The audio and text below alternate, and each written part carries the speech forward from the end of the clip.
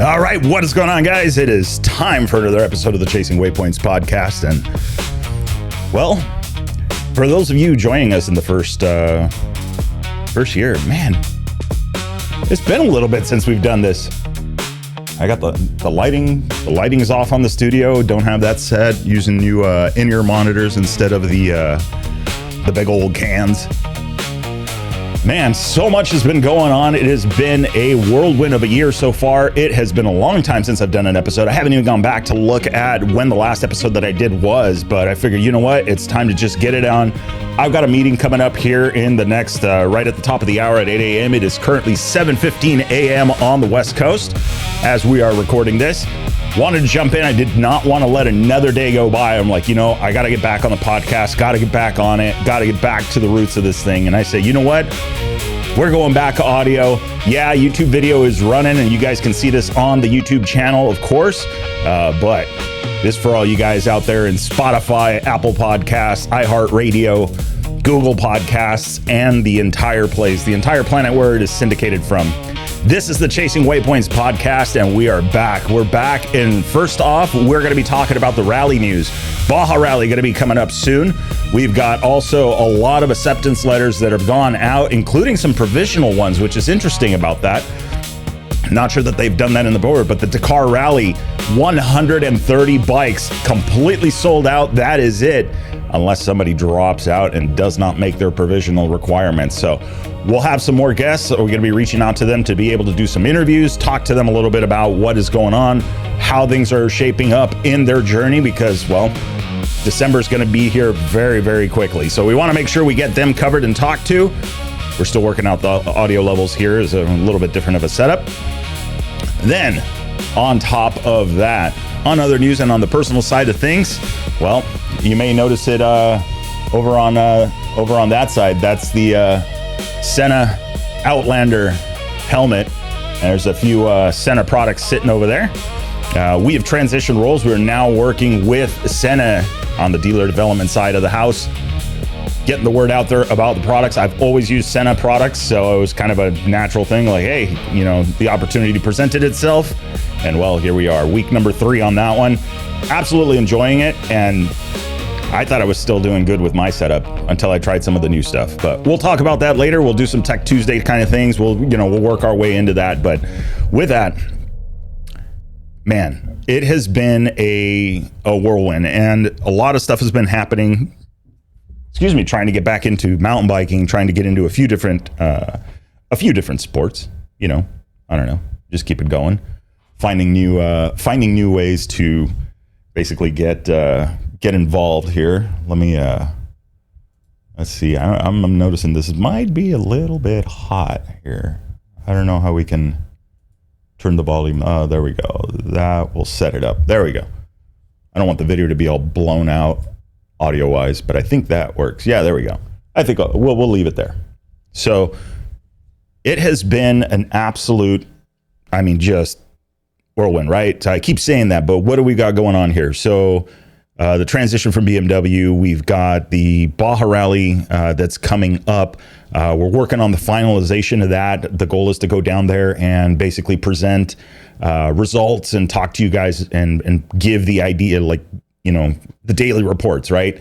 What's going on, what's happening, and all that stuff. Record entries. It has been a while since Baja Rally has been. My understanding is they're above 50 entries already on this, and there's still a little bit of time left. I don't think they've closed off the entries yet, but if you are interested in running it, this is going to be a great year. It's going to be heading a little bit further south than they normally do, beyond LA Bay. So it'll be interesting to see how that course shapes up, what it actually looks like in the end. And then also another big announcement too that just came out, Sonora Rally. Sonora Rally is actually going to be going down to a shorter event. So rather than being a longer 5-day event that it has traditionally been, it's going to be shrunken down to a 3-day event. Which, with between the logistics in mind, the competitive length for newcomers to the sport, I really think that this is going to cater to the newcomers of the sport, getting into, hey, these are, it's been a long time thing, and it's been a theme on the podcast for a long time, where it's like, hey, you know what, we want more people to get involved into the sport, but the only way to do this is basically you got to have a full week of time off just to do the event. Never mind the ends of that, which is, the logistics, right? Getting to the event, coming back from the event, and do that kind of thing. So it's been a very long time coming in getting people into the sport and trying to get more participation. Having a shorter rally format like that is going to definitely help get people introduced to it, right? You're not throwing away a full week. You're not throwing away, a full $4,000 or $5,000 plus because of the logistics and getting to the event kind of thing. And not that it's throwing away. I think a lot of lessons are learned. Both rallies seem to be are very open. Hey, you know what? Yeah, we understand you missed the day. You couldn't make it happen. Line up the next day. Let's go out and have some fun. And so that's really, really good. Now, an interesting thing that they're splitting with the format, and I think this is very, very good with the Sonora Rally, is that they are doing sand dunes. So it's going to be in San Luis Rio Colorado. Which awesome place to do. The town is really, really cool. A lot of really good places to eat. Darren and Aaron know, they've got that place mapped out. They know exactly where to go get food. A lot of really, really cool places there. But not only that, it's going to be set up basically like a clover leaf, from my understanding. Now, again, this is just initial information that's available. Clover leaf style, where everything is just kind of based out of one bivouac, which is awesome. On top of that, there's going to be a pro route, and then there's going to be basically like a more beginner intermediate route. Now, you would think like, oh, that's, why would we want to run a shorter length? The dunes down there are no joke whatsoever. Nothing to scoff at. Skylar Houses even said it, that, you got to travel really, really far to get to dunes that are that big on another continent. So it makes perfect sense that if, the pro guys running a longer route will be they're generally more efficient in the dunes. They can ride at a faster pace, which makes the dunes easy. And I've seen it, last year for the Sonora Rally, if you guys were following along with the channel, then we did the live stream here from the studio, where I was helping run ops remotely, right? Tracking using the Rally Comp system, using Zello for communications, and really trying to coordinate and get everything squared away. And the Dunes Day on one of the last days was very, very tough. And it was the last stage. It was supposed to be the easy stage, but it was not whatsoever. There was a lot of heat. Darren had made the call on 2 specific days to start actually early in order to avoid the heat, but still, nevertheless, there was a video that was circulating that was put out by the Jorge Cano camp of CJ King, succumbing a little bit or excuse me, struggling with the desert heat. It's no joke, and it's definitely something that if you're still working on proficiency in riding in dunes, which hats off to even riding in the dunes. You know what? I'll say it. On a quad, I do it all day long. I think I've got it. It's not as hard as handling a dirt bike. So the guys that do it on the dirt bikes, my hat's off to them. In the time that Mike Johnson, Kieran Naran, I'm trying to remember, between Mike Johnson and Kieran Naran, I know there were front runners that were up towards the top. I'm trying to remember, there's one more, the name escapes me. By the time they were finishing, the back of the pack was barely getting to the 30-kilometer mark. And that is a bbig discrepancy. That's a big, big, big gap there. And it highlights what I mean about, having 2 different routes and the importance of, hey, you got to know what your riding style is, and you got to know what you're doing.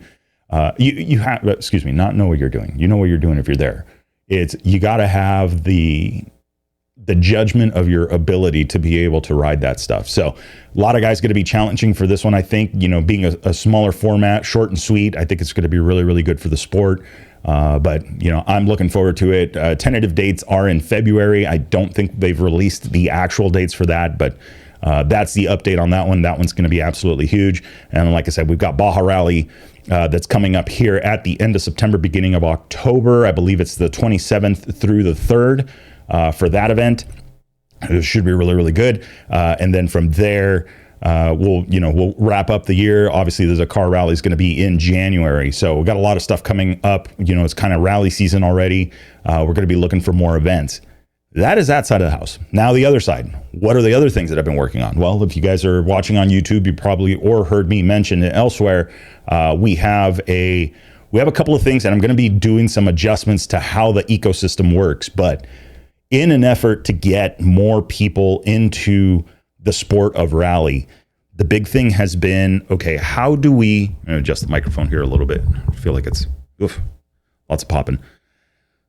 In an effort to get more people into the sport, the participation on the level of small events that need to be out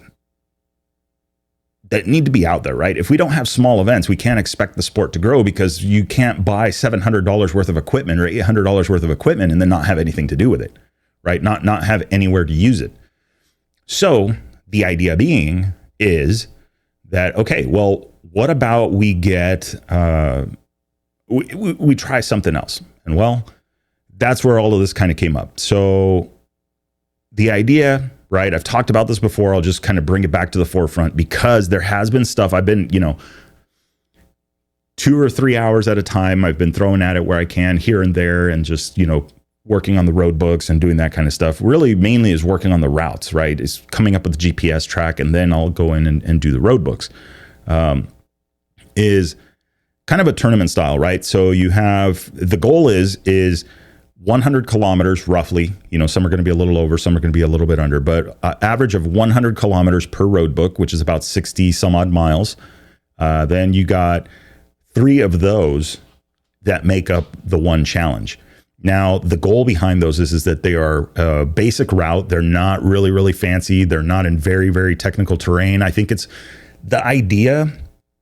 You ever watch those mountain bike videos where, they have these like really fast, flowy, jumpy lines where it's just kind of like, wow, that like just smooth and fun, and it's not super technical. It's not going to beat you up.